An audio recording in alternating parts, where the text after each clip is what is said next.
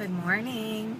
I started a vlog and then my phone shut me off saying I had no more storage space. So I got vlog blocked.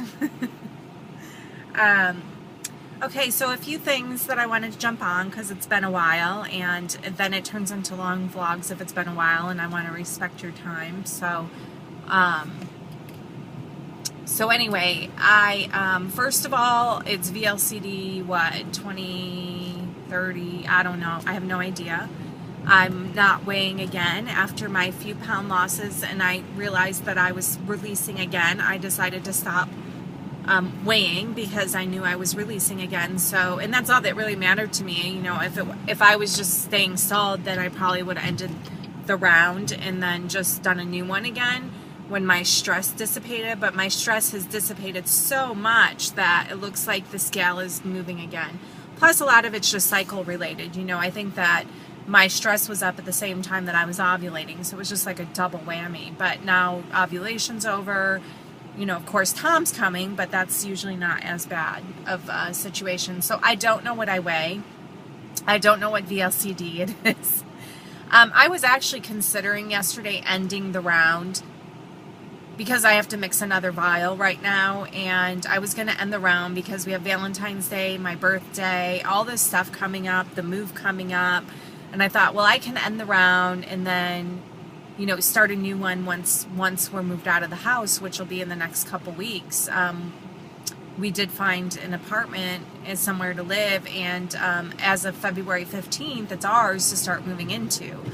Our close date is February 28th, so we actually are moving on the 21st, but if we want to start moving some things over there early, we can.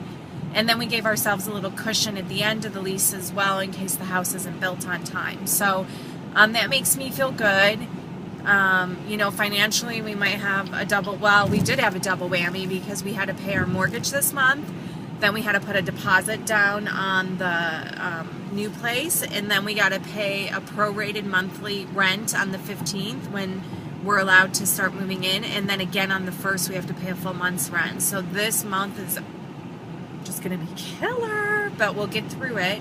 And actually, God, I don't even know if I want to go into all of this right now because I don't want this to turn into a very long vlog, but I will say this.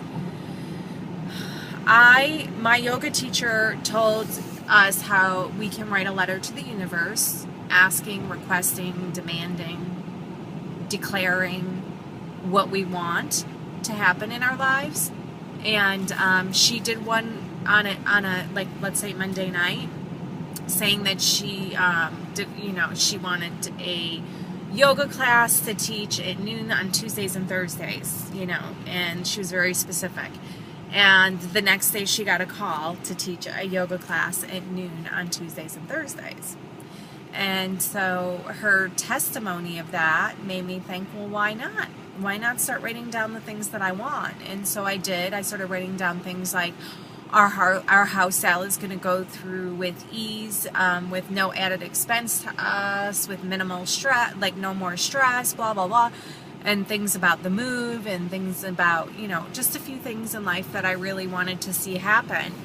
And one of the things that happened during the closing on our house was that, you know, I'm like, nope, don't give them nothing. Nothing. It's seller's market. They love our house. They want it. Don't give them nothing. And my husband's the opposite extreme. And I'm not being mean. I'm just saying this is money. You know, even though you don't physically exchange cash, it's money out of our pocket. And I think it's too easy to just start giving things away without realizing the true impact. Kind of like using an ATM card. You go and you spend and you spend and you spend, and next thing you know, you go look at your balance on your bank account and it's on empty, and you don't even realize that you had gotten there. So it becomes so transparent, but it has, you know, an impact. So my husband's very generous, and, you know, maybe that's what makes us a nice balance, is that we're both, you know, he's up here and I'm down here, and we kind of meet in the middle most of the time. So anyway, during the closing, he was like, well, let's give him this, this, and this amount allowance. And he was just being way too generous. And I was like, oh, no, we're giving him nothing. So we met in the middle.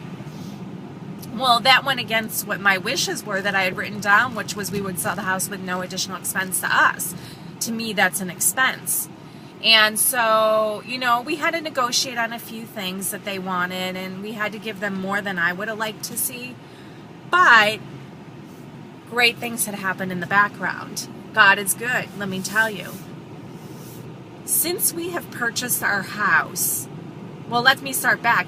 Since we had looked at our house and purchased our house, which was only a week apart in time frame, the cost of our house had gone up $1,000. The builder raised the price $1,000.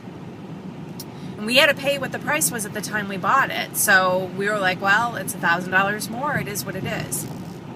Since we have purchased the house, the cost of the house in total over the last, 4 weeks is it? Barely, has gone up $7,000. $7,000 of equity we have in our house that is not even, doesn't even have the walls up yet, basically. They broke ground, that's it. I don't even know if they've dumped the pavement yet, laid the foundation. So I just want to I just want to share this with you guys to show you that how if we let go of certain things, that it comes back to us. So I've always believed in being generous in terms of donating money to organizations, donating time to organizations, things like that, charities and so forth, and even helping people in need or being generous, you know, with family and friends and strangers in general. I believe in being generous that way. But I also believe there's a time and place for that. In negotiating the sale of your house, you want to, show that you're willing to work with them, but also look out and protect your best interests. It's our assets, it's our money that we worked hard for. So it's a fine line sometimes. But I just wanted to let you guys know that let this be an example of how it can come back to us in different ways. So yes, we did end up, giving them X amount of dollars in allowance on some repairs that we didn't want to make personally, and things like that. We did, negotiate on the price of our house a little bit. We didn't get what we asked for, so we wiggled a little bit on that. But all of that money has come back to us twofold already in our new home. In addition to the cost of the house going up, we also were given buyer incentives with upgrades and money to pay for our closing costs and such. So in actuality, with all of our upgrades on the house, we actually have $14,000 of equity in our brand new house. So, just be aware of this. Oh my God, this is turning into such a long vlog. I did not want to go here, which means I'm gonna have to do separate vlogs, okay? So I guess let that be my story to you today. Write a letter to the universe and tell the universe what you want or need, and watch it unfold, because it will.